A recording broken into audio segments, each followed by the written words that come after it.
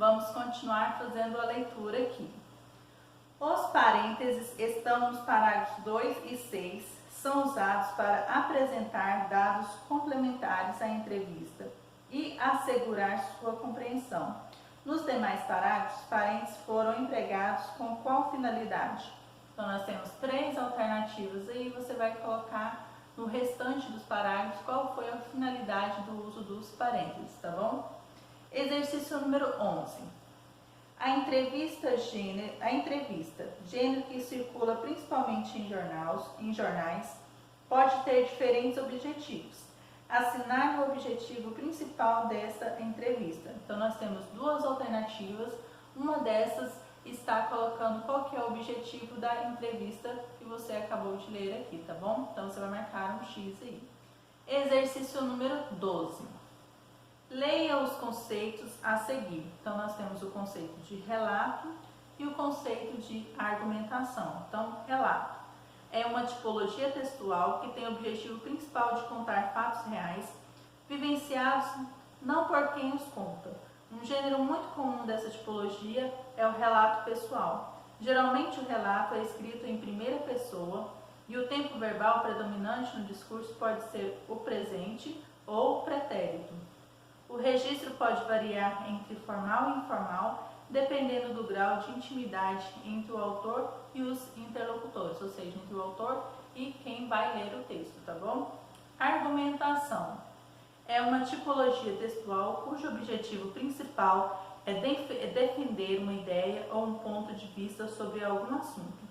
O autor utiliza fatos, dados e opiniões para embasar sua argumentação e convencer o interlocutor. Então, a argumentação é uma forma de convencimento sobre um determinado assunto ou opinião, tá bom? Então, aqui, pontinho vermelho aí. Nas falas do entrevistado prevalece o relato pessoal ou argumentação? Justifique a sua resposta. Então, você vai colocar aqui na fala do entrevistado, Patativa Gessaré, está predominando o relato ou a argumentação. Então, você vai colocar qual dos dois e vai justificar a sua resposta aí para mim, tá bom? Então, nós vamos para o exercício número 13. Exercício número 13. Releia e compare os trechos a seguir.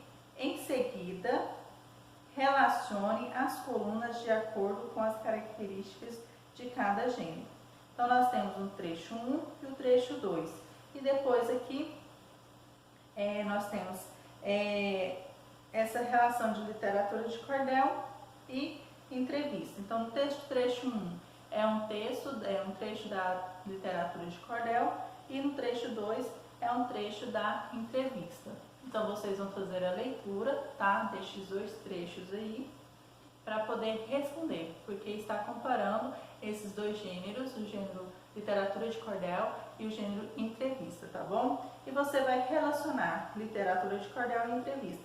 Nós temos 1, 2, 3, 4, 5, 6, 7, 8, 9, 10, né, explicações aqui. Você vai colocar qual que pertence à literatura de cordel, você vai colocar 1.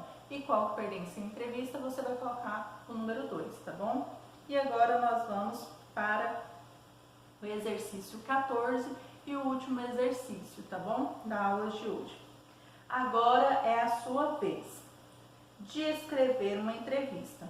Você criará ficcionalmente essa entrevista, ou seja, você irá inventar uma entrevista.